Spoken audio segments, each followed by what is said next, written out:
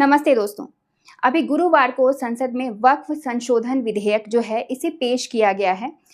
यहाँ ध्यान दीजिएगा, इसे पेश किया गया है, अभी ये पास नहीं हुआ। और इस विधेयक पर कांग्रेस, समाजवादी पार्टी और कुछ अन्य विपक्षी दलों ने भी अपनी असहमति जताई है।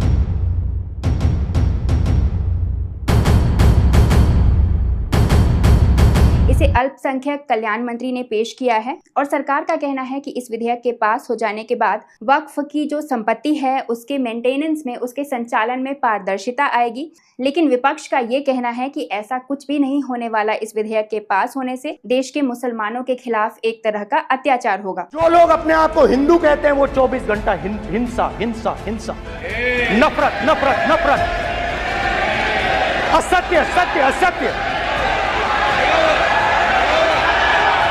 इस देश में शायद इनको मालूम नहीं है, करोड़ों लोग अपने आप को गर्व से हिंदू कहते हैं। तो दोस्तों, ये तो हुई न्यूज़ की बात। अब हम पहले ये जान लेते हैं कि आखिर ये वक्फ होता क्या है, क्योंकि आप में से काफ़ी ऐसे लोग होंगे जिनको इसके बारे में, इस टर्म के बारे में नहीं पता होगा। तो बेसिकली वक्फ जो है ये एक अरबी भाषा का शब्द है जिसका मतलब होता है खुदा को दान में दी गई कोई संपत्ति, कोई वैसी आपकी संपत्ति जिसको आपने दान में दे दिया है, उसको वक्फ के नाम से जानते हैं। इस्लाम में इसका प्रचलन काफ़ी पुराना है, करीब 7वीं शताब्दी के आसपास इसकी शुरुआत हुई थी। लेकिन उस समय ये इतने बड़े पैमाने पर यूज़ नहीं होता था, नहीं देखा जाता था। लेकिन आज के टाइम में इस वक्फ के संचालन के लिए कुछ संस्थानें बनाई गई हैं और काफ़ी ज़्यादा ऐसे लोग हैं जो वक्फ में अपनी संपत्ति को देते हैं। तो बेसिकली इस्लाम धर्म में 18 वर्ष से अधिक उम्र का कोई भी इंसान अगर किसी संपत्ति का मालिक है, अगर वो उस संपत्ति को ओन करता है, तो वो अपनी मर्जी से चाहे तो उस संपत्ति का दान कर सकता है। किसी भी धर्म में दान को बहुत पवित्र चीज़ मानी गई है। इस्लाम अपने लोगों को ये शक्ति देता है कि आप अगर अपनी संपत्ति का चाहें तो वक्फ कर सकते हैं जीते जी। अगर आप नहीं भी करना चाहते और आपके पास सपोज एक से ज़्यादा मकान है, आपके पास 2 या 3 मकान हैं, तो आप अपनी वसीयत में भी ये लिखवा सकते हैं कि आपकी मृत्यु के बाद वो संपत्ति जो है वो वक्फ के लिए चली जाएगी। तो ऐसे सिचुएशन में उस व्यक्ति के जो परिवार वाले हैं वो दोबारा वक्फ में दान की गई संपत्ति पे अपना अधिकार नहीं जता सकते। ये नियम है कि एक बार जो संपत्ति वक्फ में दान कर दी जाती है वो अल्लाह की हो जाती है और वो फिर हमेशा के लिए वक्फ की ही संपत्ति मानी जाती है। उस पे परिवार वाले दोबारा से कभी कोई क्लेम नहीं कर सकते हैं। और इस वक्फ संपत्ति के संचालन के लिए काफ़ी सारी संस्थाएं बनाई गई हैं जो कि स्टेट लेवल पे भी काम करती हैं और इसके अलावा सेंट्रल लेवल की भी संस्थानें हैं जो कि स्टेट लेवल पे काम कर रही जो संस्थानें हैं उनको दिशा निर्देश देने का काम करती हैं। और वक्फ में दान की गई संपत्ति आपकी चल संपत्ति भी हो सकती है या फिर अचल संपत्ति भी हो सकती है। आप बड़े से बड़ी चीज़ को भी दान कर सकते हैं। इसके अलावा छोटी से छोटी चीज़ भी दान की जा सकती है। किताबें भी वक्फ में दान की जाती हैं। लोग शेयर्स का दान करते हैं, ज़मीन का दान करते हैं, घर मकानों का दान करते हैं। तो इस तरह से कोई भी आपकी चल संपत्ति हो या फिर अचल संपत्ति, आप उसको वक्फ में दान कर सकते हैं। लेकिन कंडीशन बस यही है कि एक बार आपने जो भी अपनी वस्तु वक्फ में दान कर दी वो फिर हमेशा के लिए वक्फ के अंदर ही चली जाती है। लेकिन यहाँ दोस्तों संसद में संशोधन विधेयक जो है वो पास किया गया है। तो अब सवाल उठता है कि आखिर जो विधेयक पहले बन चुका है उसमें ऐसी क्या कमी है जिसकी वजह से संशोधन की जरूरत पड़ गई। कहीं ना कहीं कोई कमी तो जरूर है जिसकी वजह से संशोधन के लिए ये बिल पेश किया गया है। वक्फ की संपत्ति के संचालन के लिए अगर कितने बोर्ड्स हैं हम उसके बारे में बात करें तो भारत में करीब 30 बोर्ड्स हैं जो वक्फ का संचालन करते हैं और ये स्टेट लेवल पे बने हुए हैं। इनमें से ज़्यादातर जो बोर्ड्स हैं उनके मुख्यालय राज्यों की राजधानियों में स्थित हैं। ये वक्फ में मिली जो संपत्ति होती है इसे बेसिकली दरगाहों, कब्रिस्तानों या फिर आप कह सकते हैं सामाजिक कार्यों के लिए यूज़ किया जाता है। कुछ हॉस्पिटल्स या फिर मदरसों, स्कूल्स, इन सबको बनाने में इन चीज़ों का इस्तेमाल होता है। और देश की आज़ादी के बाद सबसे पहले 1954 में पहला वक्फ अधिनियम जो है वो बना था जिसमें 1995 में कुछ संशोधन किए गए थे।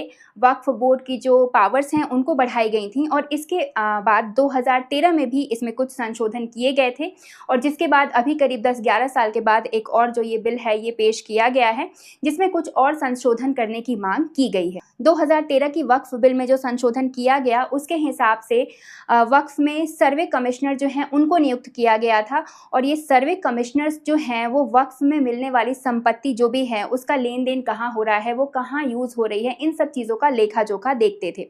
सर्वे कमिश्नर का अपना एक ऑफिस होता है और इनके अंडर काम करने वाले भी काफी सर्वेयर होते हैं जो कि ये लेन देन और लेखा जोखा इन सब चीजों को देखते हैं। अब दोस्तों आखिर यहाँ एक अहम सवाल उठता है कि जब ऑलरेडी 2 बार संशोधन किया जा चुका है तो अभी 10-11 सालों बाद ऐसी क्या जरूरत पड़ गई कि ये दोबारा संशोधन बिल जो है उसको पेश किया गया है। तो यहाँ पर बात ये उठती है कि वक्फ बोर्ड जो है उसके पास ये पावर है, उसके पास ये शक्ति है कि अगर उसे कहीं से किसी ज़मीन के बारे में या किसी भी प्रॉपर्टी के बारे में ये चीज़ पता चलती है कि पुराने किसी भी टाइम में उस प्रॉपर्टी को इस्लाम के धार्मिक कार्यों के लिए यूज़ किया जा रहा था, तो वक्फ बोर्ड अगर चाहे तो उस संपत्ति पर, उस ज़मीन पर या उस मकान पर, उस प्रॉपर्टी पर ये क्लेम कर सकती है कि ये वक्फ की ज़मीन है। और इसके पास, वक्फ बोर्ड के पास इतनी पावर है कि अगर इसने किसी चीज़ पे, किसी प्रॉपर्टी पे क्लेम किया तो आप इसके खिलाफ कोर्ट में भी अपील नहीं कर सकते। और उसके बाद वक्फ बोर्ड की चुनौती को, वक्फ बोर्ड के दावे को गलत साबित कर पाना बहुत ही ज़्यादा मुश्किल हो जाता है। कुछ केसेस ऐसे सुनने में मिले हैं जिसकी वजह से इस बार के संशोधन बिल में ये क्लॉज ऐड किया गया है कि अगर वक्फ बोर्ड किसी ज़मीन पे या किसी प्रॉपर्टी पे क्लेम करता है तो जो दूसरा इंसान है उसके पास ये अधिकार होना चाहिए कि इस क्लेम के खिलाफ वो फिर हाई कोर्ट या supreme court, civil court, revenue court, कहीं पे भी वो अपील कर सके। तो इस संशोधन बिल में इस चीज़ को ऐड किया गया है। इसके अलावा वक्फ बोर्ड में महिलाओं की एंट्री पे भी जोर डाला गया है। पहले वक्फ बोर्ड में जो संस्थान बने हुए हैं उनमें महिलाओं की कोई एंट्री नहीं थी, लेकिन इस बार संशोधन में कहा गया है कि महिलाएं भी होनी चाहिए वक्फ बोर्ड में। इसके अलावा दूसरे धर्म के भी व्यक्ति जो हैं वो वक्फ बोर्ड के संस्थानों में होने चाहिए। संशोधन बिल में ऐसी बात भी कही गई है। वक्फ बोर्ड की अगर किसी ज़मीन पे किसी और ने क्लेम किया, वक्फ ट्राइब्यूनल का जो फैसला है वो ही आखिरी फैसला होगा, ऐसा जो मौजूदा बिल है उसमें कहा गया है। लेकिन अभी के संशोधन बिल में ये कहा गया है कि वक्फ ट्राइब्यूनल के फैसले के खिलाफ जो है वो व्यक्ति किसी और कोर्ट में भी अपील कर सकता है। अगर ये संशोधन बिल पेश हो गया तो ये क्लॉजेस भी जो हैं वो ऐड हो जाएंगे। और इसके साथ साथ ही संशोधन बिल में ये भी कहा गया है कि जिला कलेक्टर जो है वो उसको भी वक्फ बोर्ड के सर्वे का अधिकार हो सकता है, वो भी किसी भी टाइम सर्वे के लिए वक्फ बोर्ड में जो है वो दखल अंदाजी कर सकता है। इस क्लॉज को भी संशोधित बिल में ऐड किया जा रहा है। तो ये कुछ चेंजेस हैं जो पुराने बिल में करने की बात हो रही है, जिसकी वजह से जो विपक्षी दल हैं वो इसका विरोध कर रहे हैं। हालांकि आखिरी रिजल्ट क्या आता है, क्योंकि इस बिल को जेपीसी, जॉइंट पार्लियामेंट्री कमेटी के पास भेज दिया गया है और इस पर सभी की सहमति के बारे में ज़रूर पूछा जाएगा। उसके बाद ही इस बिल को अगर पास होना है तो ये बिल पास हो पाएगा। तो आशा करती हूँ मेरे द्वारा दी गई जानकारी आपको यूजफुल और इन्फॉर्मेटिव लगी हो। अगर ये वीडियो आपको पसंद आई है, इस वीडियो को एक लाइक ज़रूर करिए और ऐसे ही अन्य वीडियोज़ के लिए हमारे चैनल से जुड़े रहिए। जय हिंद, जय भारत।